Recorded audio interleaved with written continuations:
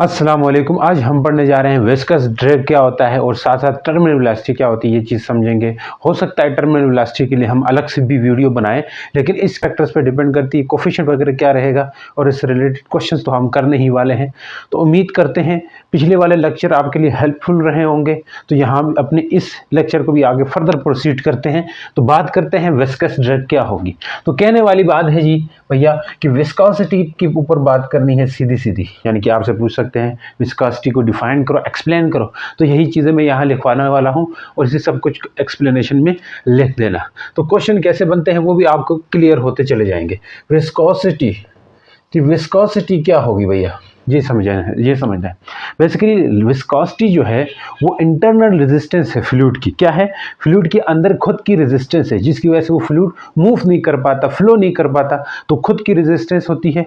Fluid के बीच में different layers रहती है, उन लेयर्स के बीच की रेजिस्टेंस होती है ये। इसके ऊपर लेयर्स को भी बात करेंगे, लेकिन अभी मोटी मोटी डेफिनेशन लिख लेते हैं कि मोटी मोटी डेफिनेशन क्या होगी।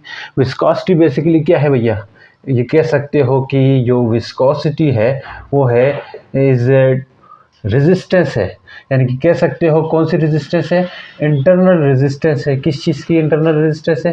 फ्लूइड की इंटरनल रेजिस्टेंस ऑफ फ्लूइड, यानी फ्लूइड की इंटरनल रेजिस्टेंस है।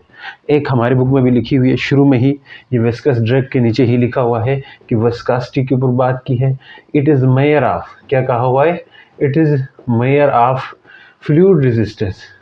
It is measure of fluid resistance to flow, यानी कि फ्लूइड रेजिस्टेंस होती है जो फ्लो करने के लिए, फ्लो करते वक्त होती है। ये ऐसा है कि नहीं? तो इसे हम क्या कहते हैं? फ्लूइड रेजिस्टेंस कहते हैं विस्कोसिटी।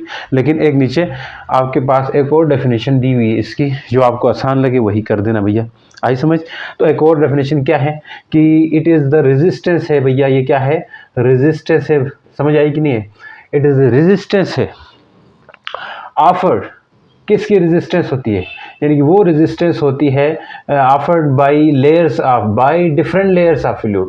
यानी कि ये तो रेजिस्टेंस होती है, लेकिन ये रेजिस्टेंस कौन पेश करता है भैया?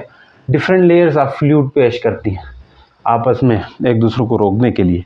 It is resistance offered by different layer of fluid, यानी कि ये जो रेजिस्टेंस है वो डिफरेंट फ्लूइड की डिफरेंट लेयर्स लगाती है। ये वाली resistance offered by different layers of fluid to flow, to its flow लिखो जी, यही लिखा हुआ है आपके बुक में। तो इसको उन्होंने विस्कोसिटी का नाम दिया।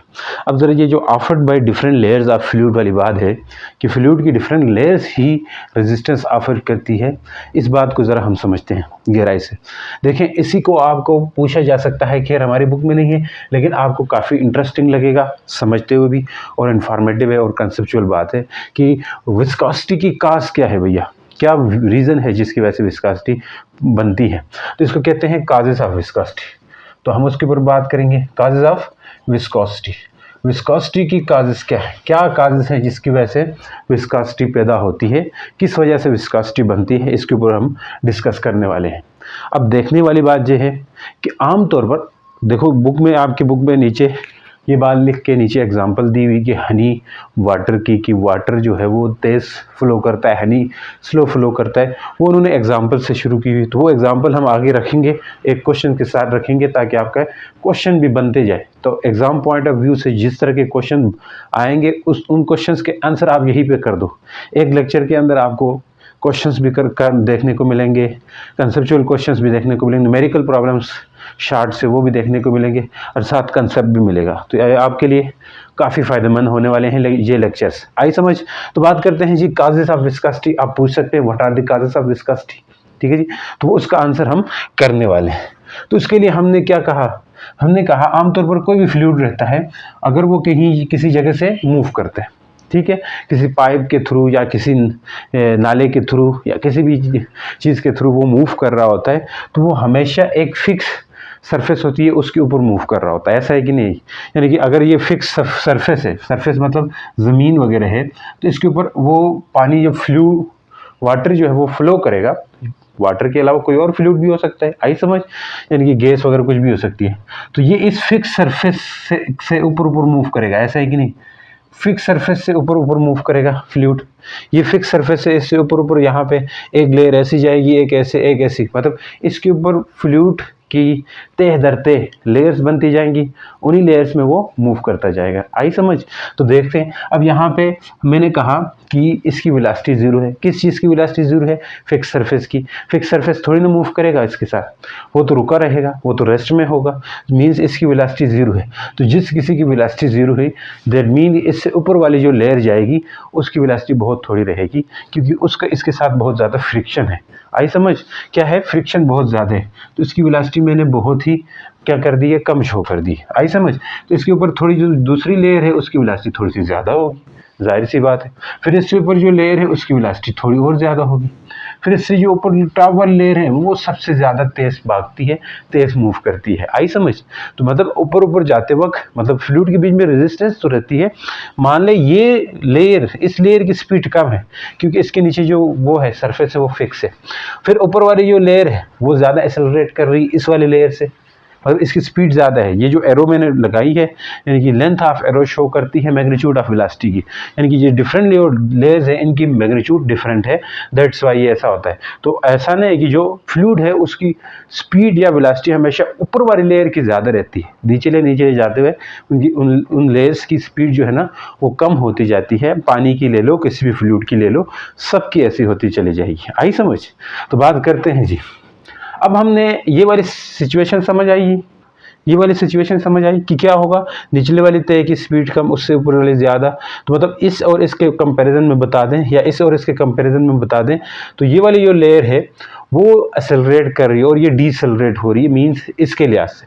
तो हमने यहाँ पे क्या कहा, आपने भी ऐसा ही आंसर करना है डायग्राम बना करके कि हमने दो एडजेसेंट क्या ली है भैया, हम ले रहे हैं, कंसीडर कर रहे हैं दो एडजेसेंट लेयर्स जो कि एक को ए कहा एंड बी कहा। तो देखो अगर ये लेयर ए है, ये वाली लेयर ए है और ये निचली वाली लेयर बी है, तो अब यहाँ क्या देख पाते हो आप, ये जो लेयर है और ये बी वाली लेयर है, तो आपने ये देखा कि जो ए है वो क्या कर रही है? एक्सेलरेट कर रही है।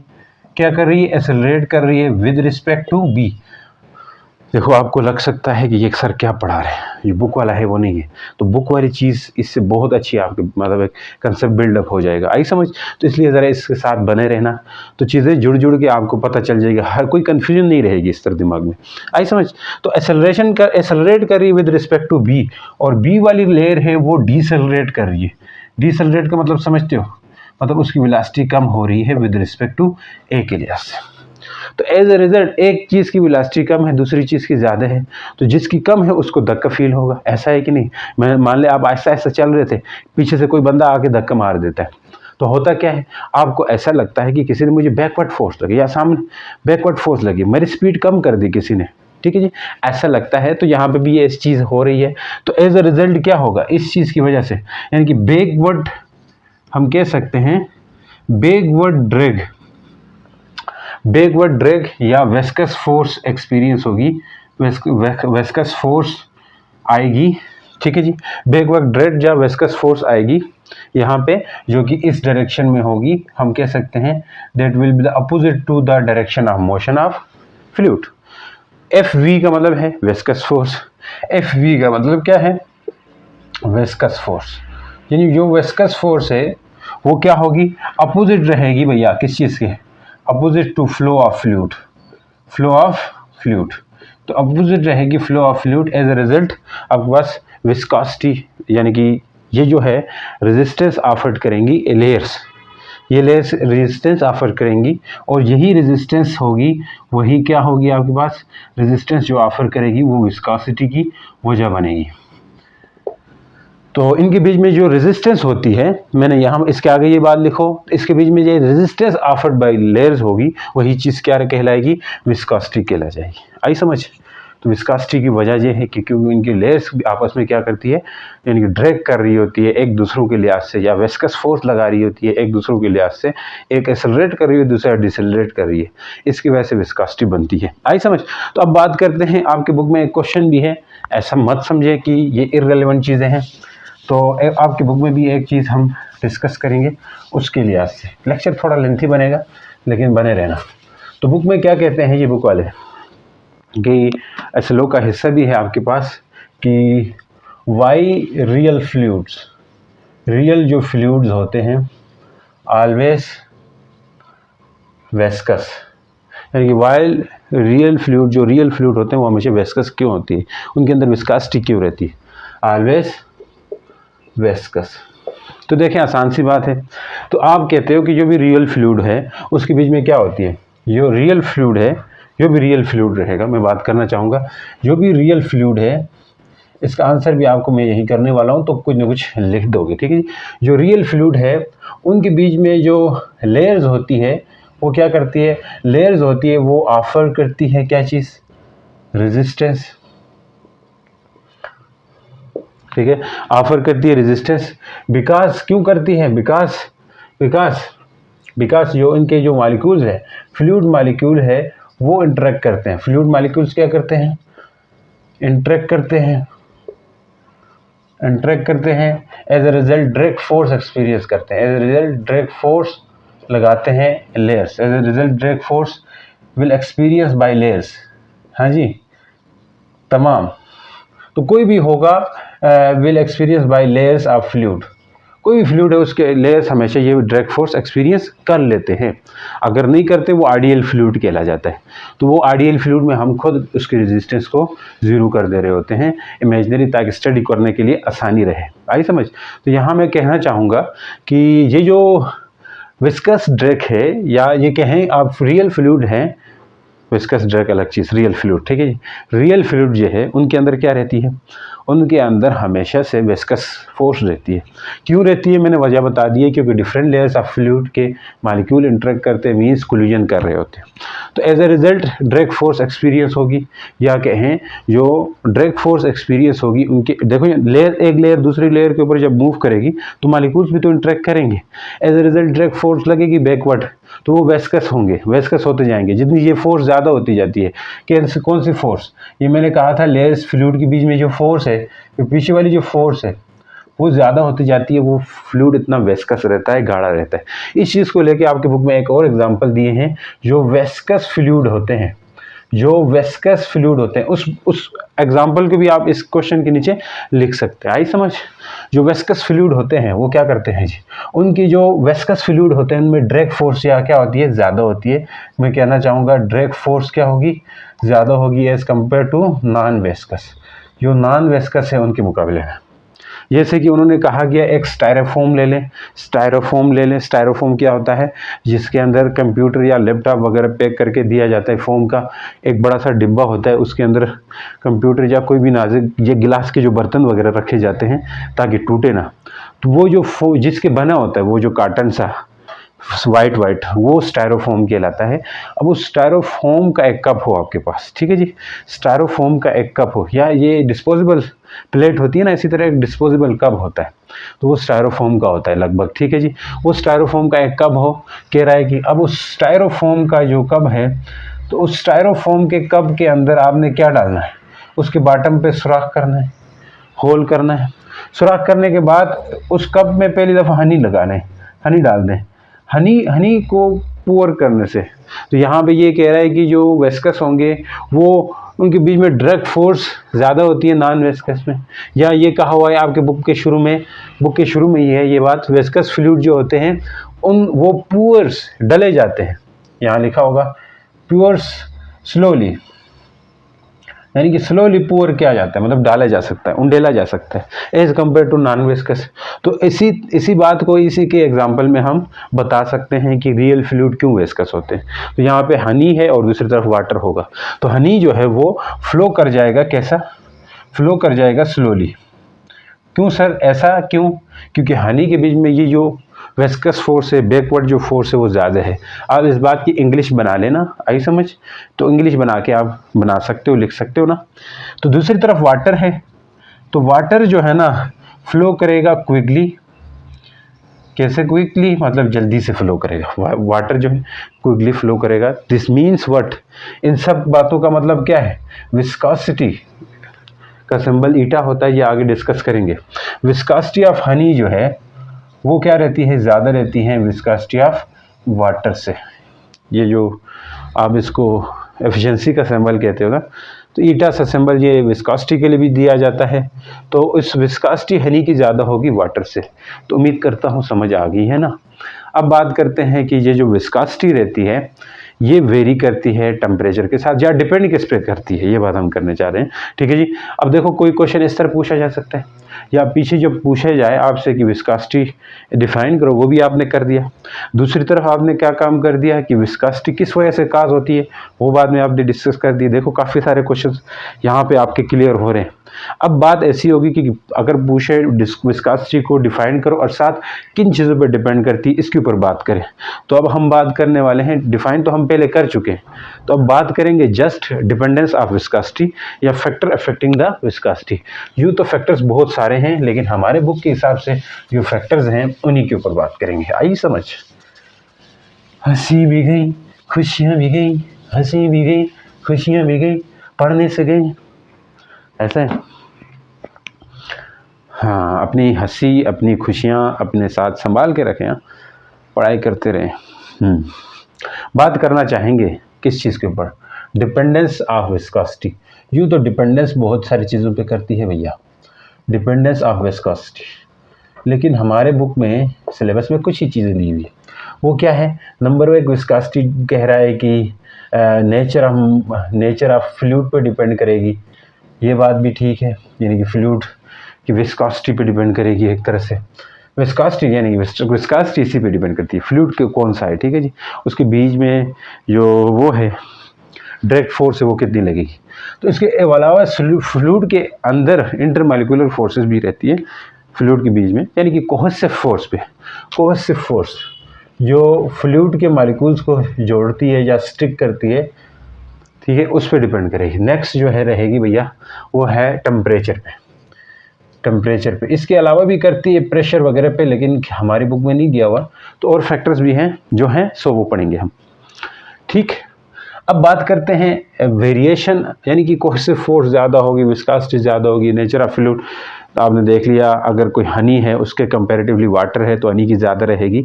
ये चीज़ें आपको आती है, तो इसके ऊपर हम ज़्यादा डिटेल में बात नहीं करेंगे, इसके ऊपर करेंगे और इसके ऊपर करेंगे। ये बहुत अहम है और इससे क्वेश्चन भी पूछे जाते हैं। तो बात करते हैं टेम्परेचर पे, variation of viscosity with temperature. ऐसा आपके बुक में तो खैर बीच में लिखा हुआ है, तो मैं ये एक हेडिंग बना रहा हूँ कि आपने कहना है डिपेंडेंस के बाद ये बातें लिख देनी है, फिर आगे आना है टेम्परेचर पे। टेम्परेचर पे आते वक्त आपने लिख देना है कि variation of viscosity with temperature, यानी कि टेम्परेचर के साथ विस्कोसिटी में क्या वेरिएशन आता है, विस्कोसिटी में क्या फ़र्क आता है, ये चीज़ हम करने वाले हैं। तो बहुत ही आसान है, यानी कि आमतौर पर जो मोस्ट फ्लूइड्स हैं, ज़्यादातर जो फ्लूइड्स हैं उनकी विस्कोसिटी जो यानी कि कह सकते हैं, विस्कोसिटी क्या होती है, डिक्रीज़ होती है जब टेम्परेचर, विस्कोसिटी क्या होगी, मोस्टली फ्लूइड की जो विस्कोसिटी है, मैं कहना चाहूँगा विस्कोसिटी डिक्रीज़ कर जाती है कब, जब टेम्परेचर इंक्रीज करे। तो भला क्यों ऐसा होता है कि वेलोसिटी डिक्रीज होती है टेम्परेचर के इंक्रीज करने के साथ, ऐसा क्यों होता है? बिकॉज कि उस मॉलिक्यूल या उस फ्लूइड के अंदर जो काइनेटिक एनर्जी है मॉलिक्यूल्स की, काइनेटिक एनर्जी किस चीज़ की, मॉलिक्यूल्स की, वो क्या हो जाती है, वो इंक्रीज हाई हो जाएगी। एंड जो इंटर मॉलिक्यूलर अट्रैक्शन जो है वो क्या होगा, अट्रैक्शन लिखेंगे, IM अट्रैक्शन, इंटरमॉलिक्यूलर अट्रैक्शन, वो डिक्रीज कर जाती है। एक वजह तो ये है, लेकिन इसका एक फार्मूला भी है, आप उस फार्मूले को भी उसके एग्जामिनर के मुंह पे मार सकते हैं, उसके देखो लिख सकते हो, मतलब 1 + α_T + βT² करके ये फार्मूला है। यहाँ आप देख सकते हो T टेम्परेचर है, यानी कि आप कह सकते हो viscosity is inversely proportional to temperature. तो इन्वर्सली पर टेम्परेचर ज़्यादा होगा, विस्कोसिटी कम हो जाएगी। तो ये बात हम ज़्यादातर फ्लूइड के लिए टेम्परेचर के केस में बात कर सकते हैं, ज़्यादातर फ्लूइड के लिए। मैंने ऐसा नहीं कहा कि सब फ्लूइड की विस्कोसिटी कम हो जाएगी टेम्परेचर के बढ़ने के साथ, सब फ्लूइड की बात नहीं कर रहा हूँ मैं, आई समझ। तो देखें सर सब क्यों नहीं, तो फिर कौन रह गया पीछे? देखा गया है भैया, क्या देखा गया है, जो भी हमारे पास गैसेस है, इनकी विस्कोसिटी जो है वो क्या हो जाती है, विस्कोसिटी जो है वो इंक्रीज कर जाती है। क्यों इंक्रीज कर जाती है? विद टेम्परेचर, जब क्या करें, इंक्रीज करें, टेम्परेचर इंक्रीज करे तो इनकी विस्कोसिटी इंक्रीज हो जाती है। किस चीज़ की बात कर रहे हैं ये आप? गैसेस की, क्योंकि गैसेस के केस में डिफ्यूजन होता है, गैस डिफ्यूज़ करती हैं एक जगह से दूसरी जगह। जितना टेम्परेचर बढ़ेगा उतनी ज़्यादा गैस लाइट हो जाएगी, लाइटर बन जाएगी और वो डिफ्यूज़ आसानी से करेगी, तो इसलिए एज अ रिजल्ट उनकी विस्कोसिटी बढ़ जाती है। ठीक है जी, तो इसके लिए एक रिलेशन है, आप ये भी लिख सकते हो, viscosity of air is root time of temperature पर डिपेंड करती है। ये टी क्या है? टेम्परेचर, यानी कि रूट टाइम ऑफ टेम्परेचर। एक तरह से डायरेक्टली ऊपर रूट लगा हुआ है तो डायरेक्टली ही रिलेटेड है। आप लिख सकते हो viscosity of gases is directly proportional to square root of temperature, therefore viscosity of gases increases with increase in temperature. आई समझ? तो खैर ये बात लिख देनी है आपने इसके केस में, रीजन में। ठीक है जी, तो टेम्परेचर के साथ ये दो चीज़ें अफेक्ट करती हैं कि मोस्टली फ्लूइड के साथ, गैसेस के अलावा जो फ्लूइड्स हैं उनके, गैस भी फ्लूइड है ना, पढ़ चुके हो। फ्लूइड, मोस्टली फ्लूइड जो हैं उनके साथ क्या रहता है? विस्कोसिटी के साथ, टेम्परेचर के साथ इन्वर्स रिलेशन होता है। सिर्फ गैसेस का साथ root time, square root time temperature होता है। तो इस वजह से गैसेस की ऐसा नहीं है कि विस्कोसिटी बढ़ेगी टेम्परेचर के साथ, टेम्परेचर के साथ बढ़ती है, घटेगी नहीं। अच्छा, तो बात समझ गए होंगे।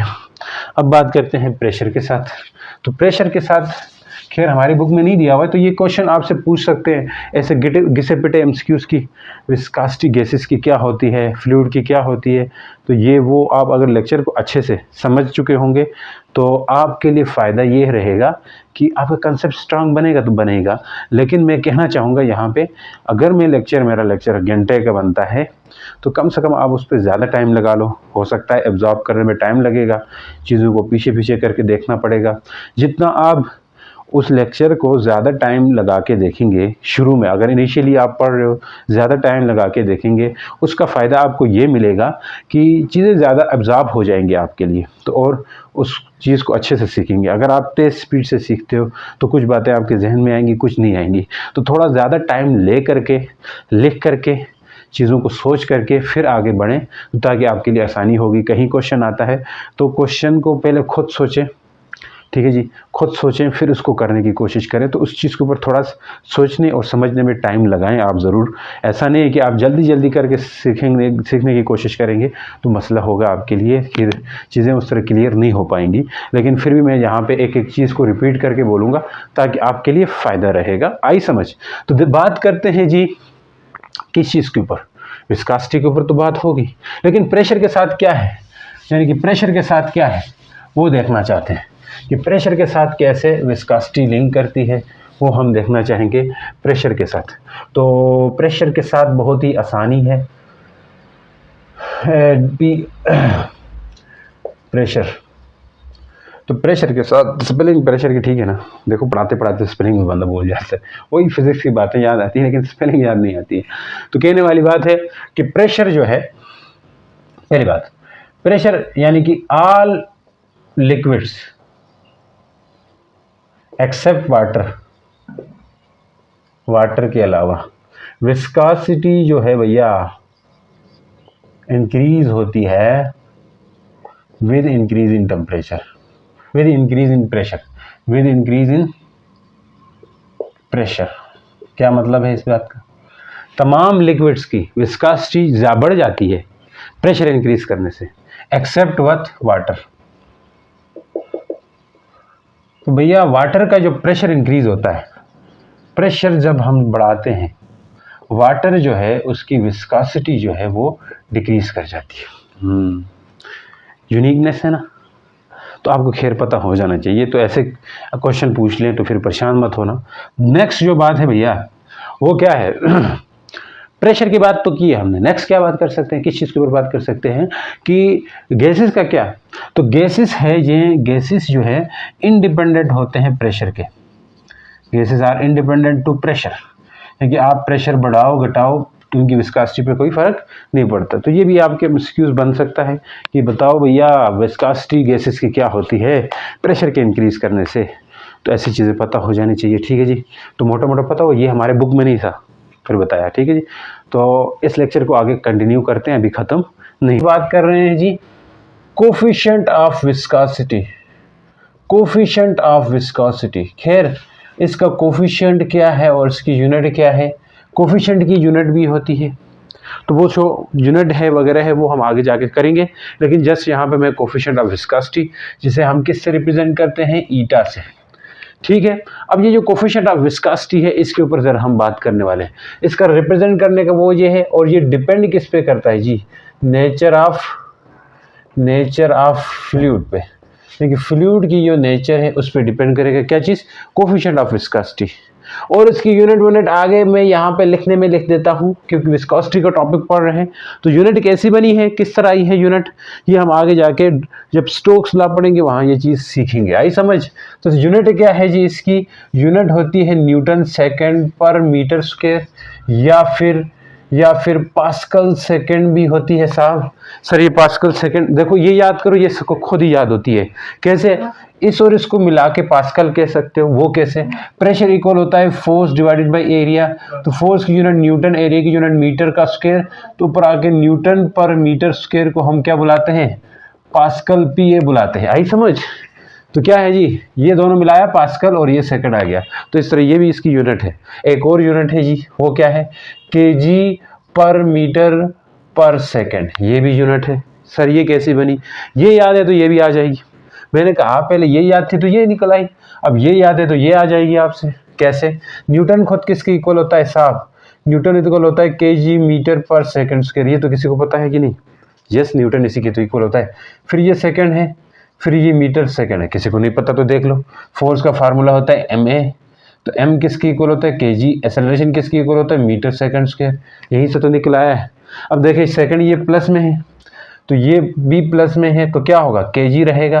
तो सेकंड मीटर का देख लो जी, एक +1 है एक -2 है। सेकंड का देख लो, एक -2 है एक +1 है, तो कुल मिला के क्या होगी, मीटर -1 सेकंड -1। तो ये यूनिट भी आप याद रख सकते हो जब एक अकेली यूनिट याद हो। तो एक अकेली यूनिट याद हो, बाकी यूनिट्स आप निकाल सकते हो, नहीं तो रट्टा लगा के याद करना है तब भी कर लो, मसला नहीं है। नेक्स्ट आपसे कहना चाहूँगा कि एक और यूनिट होती है इसकी, पॉइस। क्या होती है साहब, पॉइस होती है। तो पॉइस याद रखें, ये पास्कल सेकंड है ना, एक पास्कल सेकंड जो है ना वो इक्वल होता है किसके, 10 पॉइस के।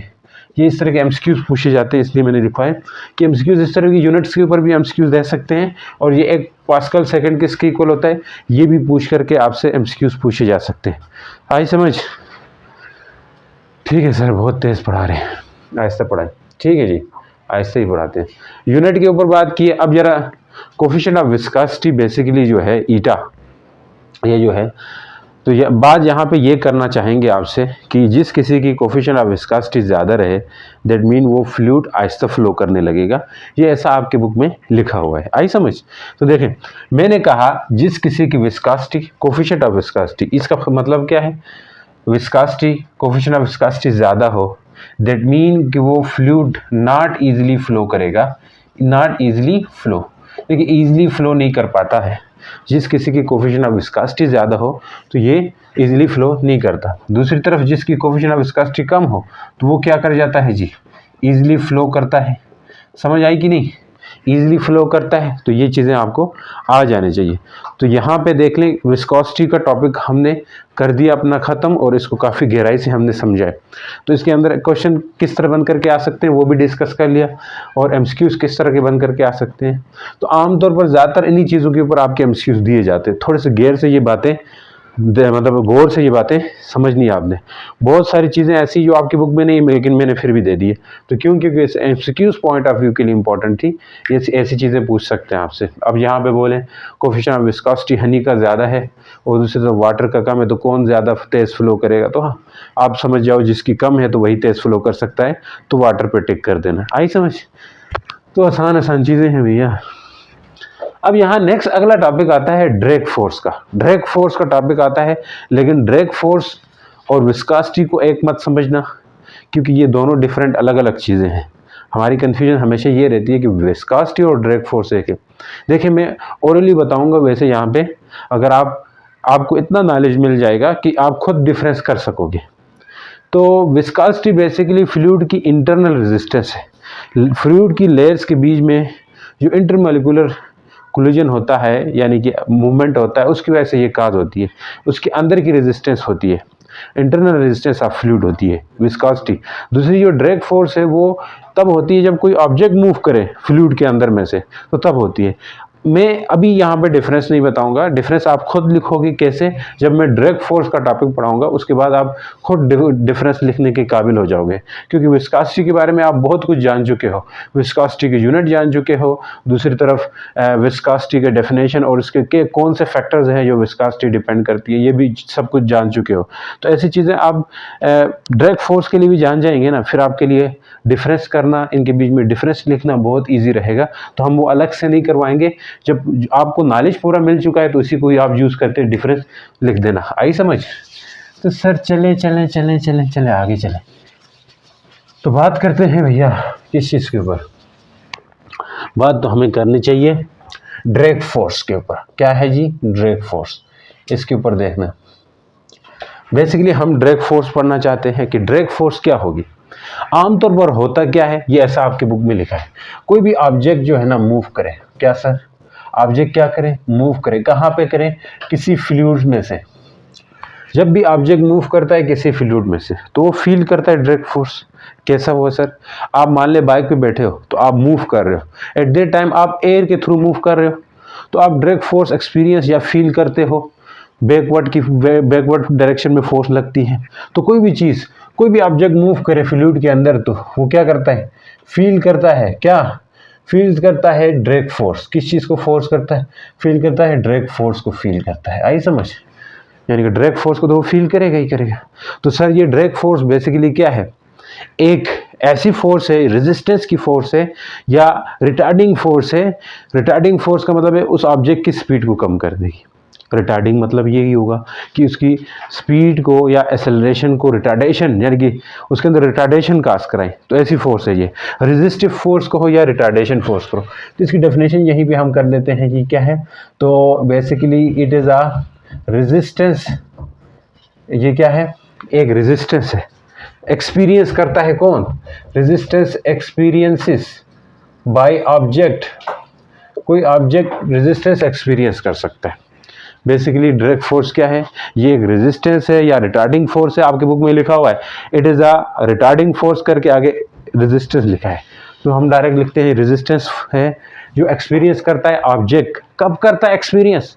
जब वो मूव करे किसी फ्लूइड में से, moving through fluid, through any fluid, तो तब ये रेजिस्टेंस फोर्स जो होती है ना, रेजिस्टिव फोर्स होगी, वो ड्रैग फोर्स कहलाएगी। अब देखें कि डिफरेंस यहाँ पे आपको पता लग गया। फ़र्क क्या है? मेन फ़र्क विस्कोसिटी और इसमें फ़र्क पता लग गया होगा थोड़ा थोड़ा कि विस्कोसिटी रेजिस्टेंस होती है between layers of A fluid, fluid की लेयर्स के बीच में होती है।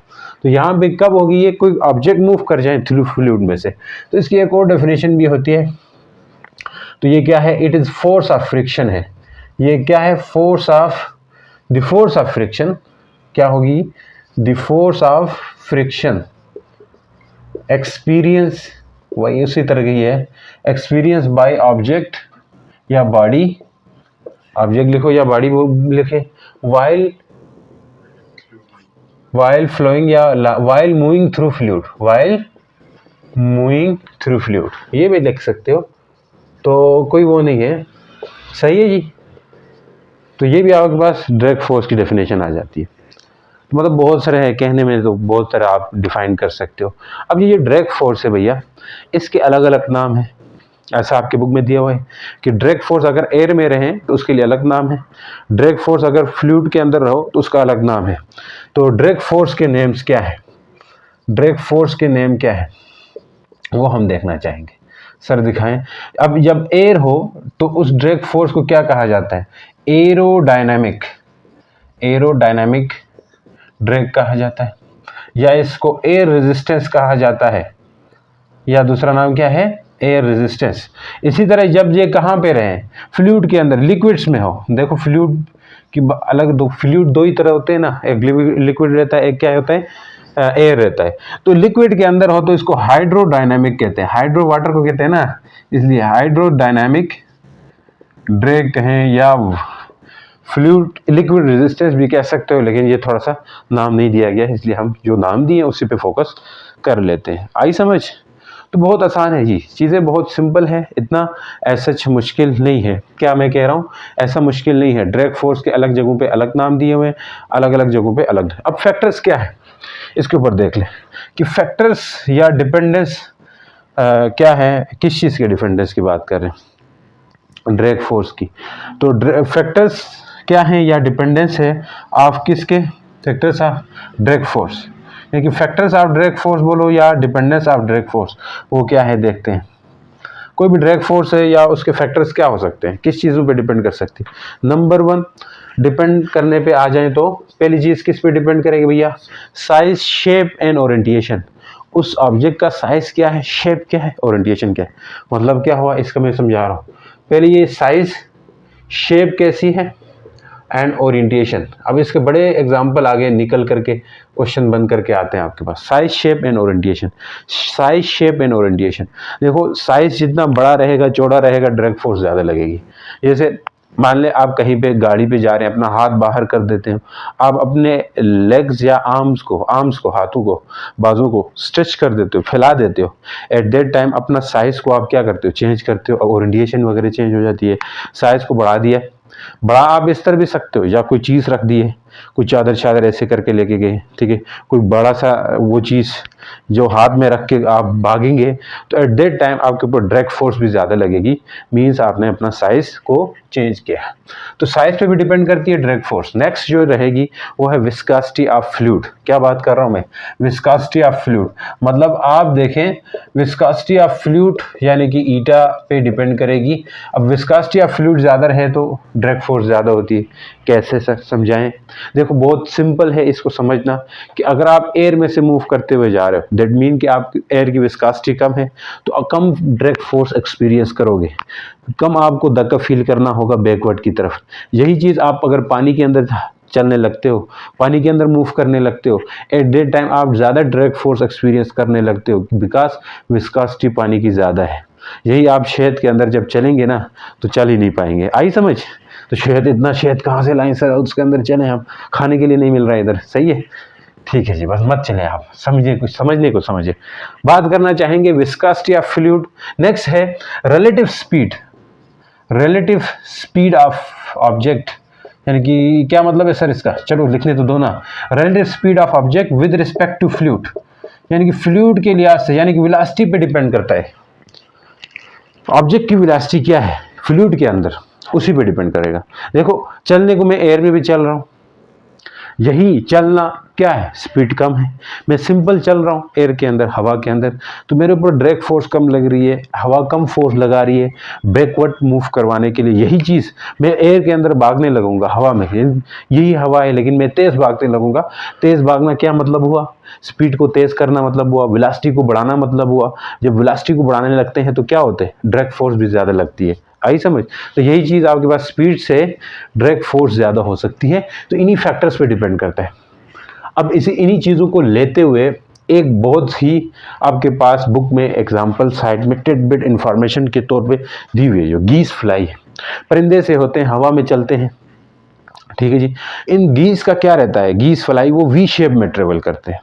तो वी शेप में ट्रेवल करने का मकसद क्या होता है उनका, सर वी शेप में ट्रेवल क्यों करते हैं, ये आपका क्वेश्चन बन करके आ सकता है। व्हाई गीस fly travel in V shape formation, V shape में क्यों ट्रेवल करती हैं गीस। तो गीस जो परिंदे हैं, बल्कि बहुत सारे होते हैं, ये हमेशा लॉन्ग ट्रेवल जब करते हैं, क्वेश्चन क्या है जी, इसी के एग्जाम्पल में भी लिख सकते हो, नहीं तो क्वेश्चन में भी लिख सकते हो। क्वेश्चन क्या आ सकता है, वाई गीस फ्लाई, जो फ्लाई है travel in we formation, travel in we formation, we formation में क्यों ट्रेवल करते हैं। तो बहुत आसान है, क्योंकि वी फॉर्मेशन में जब ये लॉन्ग ट्रेवल करते हैं, ठीक है जी, लॉन्ग ट्रेवल करते हैं, एट दैट टाइम वो वी फॉर्मेशन में चलते हैं। तो आप यही लिख देना आंसर में, जब वो लॉन्ग ट्रेवल करेंगे तो वी फॉर्मेशन में ट्रेवल करेंगे। और ये इसको क्या हेल्प आउट करती है, वी फॉर्मेशन। जब वी फॉर्मेशन में जाते हैं तो ये रिड्यूस कर देते हैं किस चीज़ को, वी मतलब इस तरह की, यहाँ एक परिंदा है, एक यहाँ, एक यहाँ, एक यहाँ, थोड़ा टेढ़े होकर चलते हैं। आप जरा इसकी पिक्चर भी देखेंगे ना, फोटो में आपको नजर आएगी। तो वी फॉर्मेशन रिड्यूस कर देती है किस चीज़ को, ड्रैग फोर्स को कम कर देती है। जब ड्रैग फोर्स कम होने से क्या फ़ायदा मिलेगा, उनकी एनर्जी कंजम्पशन कम होगी। मतलब अगर ज़्यादा दूर तक जाएंगे ना, वो कम खाने में भी गुजारा, अपनी एनर्जी कम ज़ाया करेंगे इस तरह। वरना डायरेक्ट फोर्स के अगेंस्ट वो उड़ते हुए जा के उनकी एनर्जी ज़्यादा जा सकती है, इसलिए वो वी फॉर्मेशन करते हैं। तो इससे एनर्जी भी क्या हो जाती है, एनर्जी कंजम्पशन भी लो हो जाती है। एनर्जी कंजम्पशन क्या होती है भैया, लो हो जाती है। ऐसे आंसर उनके लिख देना आप, समझ आए। अब ये इन अल्फाज को, इन चीज़ों को जोड़ दोगे, इंग्लिश बन जाएगी और आप लिख के आ जाओगे। तो बात करना चाहेंगे नेक्स्ट जो टॉपिक है, नेक्स्ट टॉपिक नहीं बल्कि इसके नीचे एक और टिडबिट दी हुई है, और इस तरह का क्वेश्चन आपके एक्सरसाइज में भी है। क्वेश्चन क्या है कि जो स्विमर्स होते हैं और स्काई डाइवर्स होते हैं, स्विमर समझते हो जो तैरते हैं, स्काई डाइवर्स जो हवा में तैरते हैं। हवा में तैरते हैं मतलब किसी बड़ी बिल्डिंग से पैराशूट तो नहीं, दूसरे वाले जो उनके एक सूट होता है, ठीक है जी, स्काई डाइवर्स का, उस सूट को पहन के वो चलते हैं। तो ऐसा क्यों, वो कैसे उस सूट को क्यों पहनते हैं, उस सूट को, और वो कैसे अपनी ओरिएंटेशन को चेंज करते हैं, यानी कि कैसे वो अपनी स्पीड को कंट्रोल करते हैं। आमतौर पर सीधा साधा मतलब यही लिखा हुआ है आपके बुक के उस इंफॉर्मेशन के मुताबिक कि वो अपनी स्पीड को कैसे कंट्रोल करते हैं, वन एक चीज़, और दूसरी क्या करते हैं, अपनी डायरेक्शन को भी कंट्रोल करते हैं, कि मतलब किस तरफ उन्होंने मूव करके जाना है, किस तरफ उन्होंने हवा में उड़ करके जाना है। तो वो चीज़ वो स्काई डाइवर्स कहें, वो क्या करते हैं, कंट्रोल करते हैं। तो how skydivers control their speed and direction, तो कैसे वो कंट्रोल करते हैं अपनी स्पीड और डायरेक्शन को। तो बहुत आसान है ये भी क्वेश्चन।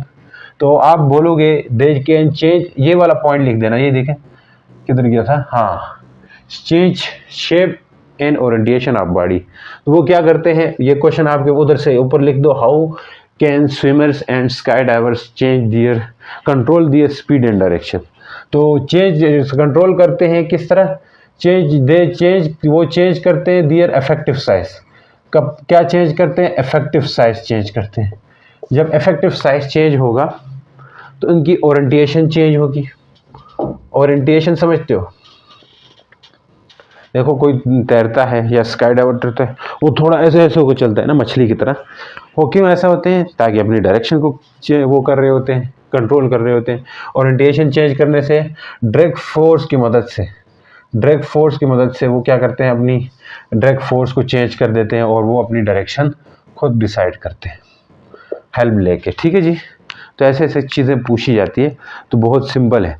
अब नेक्स्ट, ये जो ड्रैग फोर्स लगती है ये हर ऑब्जेक्ट के ऊपर लगती है, लेकिन specifically drag force spherical object के ऊपर। देखो हमें ड्रैग फोर्स कितनी लग रही है कैलकुलेट करना हमारे सिलेबस में दिया हुआ नहीं है, लेकिन हम सिर्फ जो स्फेरिकल बॉडीज़ रहती हैं, स्मॉल बॉडीज़ रहती हैं जो स्फेरिकल जिनका शेप होता है, उनकी ड्रैग फोर्स हम कैलकुलेट कर सकते हैं बाय यूजिंग स्टोक्स लॉ। तो स्टोक्स लॉ आपकी बुक में थोड़ी नीचे फार्मूले से डिस्कस की हुई, तो हम वो देखेंगे। स्टोक्स लॉ,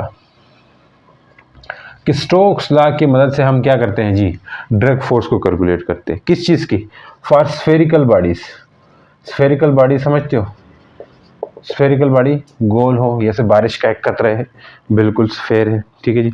तो वो अगर फेंके किसी उसमें से, तो उस स्फेयर का रेडियस भी रहेगा। तो उस स्फेरिकल बॉडीज़ के ऊपर ड्रैग फोर्स कितनी लग रही है, ये हम कैलकुलेट कर सकते हैं। खैर हमें पता है, ये इसकी मैथमेटिकल से शुरू करेंगे वैसे। तो स्टेटमेंट वगैरह कुछ नहीं है, तो आप लिख सकते हो Stokes according to Stokes law, जो ड्रैग फोर्स है, ये बुक में भी लिखा हुआ है, according to Stokes law drag force directly proportional है रेडियस ऑफ स्फेयर के रेडियस पे। ये जो रेडियस है, इसका स्फेयर का रेडियस जितना बड़ा रहेगा तो ड्रैग फोर्स ज़्यादा लगेगी। देखो स्फेयर एक ज्योमेट्रिकल शेप है, ज्योमेट्रिकल शेप मतलब एक प्रॉपर शेप है, इसका हम एरिया भी पता होता है, तो इसलिए हम इजीली कैलकुलेट भी करते हैं। लेकिन अगर कोई इर्रेगुलर शेप बॉडी आ जाए, इंसान आ जाए, कोई और पत्थर आ जाए जिसकी शेप कोई ढंग की शेप नहीं है, तो उस पर ड्रैग फोर्स कितनी लगेगी, ये कैलकुलेट कर पाना थोड़ा मुश्किल रहता है। उसके लिए स्टोक्स लॉ नहीं है, इसके लिए स्टोक्स ने कहा था रेडियस पे डिपेंड करिए, जितना बड़ा रेडियस रहेगा तो स्फेयर का साइज भी बड़ा हो जाएगा और ड्रैग फोर्स भी ज़्यादा लगेगी। समझ आई कि नहीं? तो एक बात, स्फेयर ड्रैग फोर्स FD का मतलब है ड्रैग फोर्स, एक रेडियस पे डिपेंड करती है, और दूसरी बात जो ड्रैग फोर्स है वो विस्कोसिटी पे डिपेंड करती है। क्या मतलब हुआ सर इसका, मतलब जिस फ्लूइड में से जा रही है उस फ्लूइड की विस्कोसिटी क्या है, यही चीज़ें यहाँ पे डिस्कस की थी। जो ड्रैग फोर्स के जो फैक्टर्स हैं ना, वही असल में स्टोक्स ने उन्हीं को यूज़ करते हुए डायरेक्ट फोर्स के जो फैक्टर्स हैं उसी को यूज़ करते हुए उन्होंने यहाँ पे फार्मूला बनाया है। आई समझ? तो फार्मूला बनाने के लिए हम यही कर रहे हैं। फिर नेक्स्ट जो डायरेक्ट फोर्स है भैया, वो डिपेंड करती है किस चीज़ के ऊपर, वेलोसिटी या स्पीड, और सब्जेक्ट की स्पीड क्या है उस पर डिपेंड करती है। 3 फैक्टर सामने आ गए। आई समझ? तो अब इनको हम कंपेयर शंपेयर करेंगे और इससे फार्मूला भी जनरेट करेंगे, तो फिर बहुत चीज़ें सिंपल रहनी है। आई समझ में कुछ नहीं आता। अब देखें, इन तीनों को कंपेयर करें, compare these 3 equations. After compare these equation क्या हो जाएगा, तो एफ डी एक लिखेंगे और ये होगा एन आर वी, एन तो नहीं ईटा आर वी, ये फिर ये लिखती है, तीनों को कंबाइन किए। अब आप इसको हटा दीजिए, प्रोपोर्शनैलिटी हटे तो कांस्टेंट आएगा। वो जो कांस्टेंट आएगा इन केस ऑफ दिस वो 6 पाई आता है, 6 पाई कांस्टेंट आता है। ये डायरेक्ट फोर्स का फार्मूला आ गया, डायरेक्ट फोर्स का फार्मूला आ गया, लेकिन ये स्टोक्स लॉ का फार्मूला भी है। आई समझ? तो स्टोक्स लॉ ने इन्हीं डायरेक्ट फोर्स के ऊपर फार्मूला दिया था कि कोई स्फेरिकल बॉडी किसी एयर में से मूव करती है तो तब उसके ऊपर कितनी फोर्स, डायरेक्ट फोर्स लगती है, ये फार्मूला हमें कैलकुलेट करके देगा। आई समझ? तो कहने वाली बात है, यहाँ से हम एक और चीज़ शुरू करेंगे जी, वो क्या कि विस्कोसिटी की यूनिट मैंने कहा था, जो आपको मैंने उधर लिखवाया था, क्या थी विस्कोसिटी, न्यूटन सेकंड पर मीटर स्क्वायर। ये यूनिट भी इधर से निकलती है। वो कैसे, विस्कोसिटी को अलग करें, force equal to divide by 6 pi करेंगे, आर करेंगे, वी करेंगे, तो यहाँ विस्कोसिटी रह जाएगी। देखो ये तीनों चीज़ें, ये दो डिवाइड होंगी ना, मल्टीप्लाई हो रही है। तो अब फोर्स की यूनिट न्यूटन है, रेडियस है तो मीटर है, वेलोसिटी की यूनिट मीटर सेकंड -1 होगा। सर 6 पाई की यूनिट नहीं होती, कांस्टेंट है ना, तो n तो क्या होगा, मीटर का स्क्वायर सेकंड -1 इक्वल टू ईटा। तो देखें ऊपर ले आए, न्यूटन सेकंड -1 है तो ऊपर आके क्या होगा, +1 होगा, और मीटर ऊपर आके -2। तो ये आपके पास विस्कोसिटी की यूनिट आ गई, विस्कोसिटी की यूनिट आ गई। ठीक है जी। तो अब यहीं से आप डायमेंशन निकाल सकते हो विस्कोसिटी की। क्या बात कर रहे हैं सर? जस्ट विस्कोसिटी की डायमेंशन जो है इस यूनिट से निकालो, नहीं तो और भी तरीके हैं। एक और यूनिट है उससे बड़ी आसानी से निकलती है। वो कौन सी यूनिट है? चलो पहले मुश्किल बताऊंगा, बाद में आसान बताऊंगा। ये वाली यूनिट आपने पढ़ी थी ना, kg पर मीटर पर सेकेंड, ये भी विस्कोसिटी की यूनिट थी ना। इससे बड़ा आसान होता है डायमेंशन निकालने के लिए, विस्कोसिटी की डायमेंशन। लेकिन पहले मुश्किल बताएंगे। न्यूटन फोर्स की डायमेंशन क्या होती है, MLT-2। ये तो सबको पता है।